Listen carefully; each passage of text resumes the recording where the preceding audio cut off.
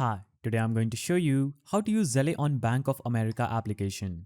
So, first open the Bank of America mobile app and sign into your account. Make sure you're on the main dashboard where your account balance is visible. Now, tap on the Pay and Transfer option from the home screen menu. This section includes Zelle, transfers, and payment features inside the app. Now tap on Zelle from the list of transfer option. If it's your first time, the app will ask you to enroll your email or mobile number.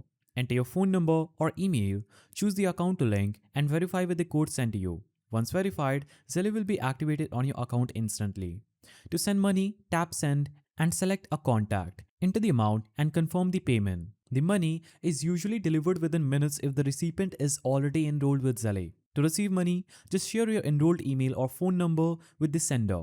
Funds will be deposited directly into your linked Bank of America account automatically. If you found this guide helpful, please don't forget to give it a thumbs up and thanks for watching.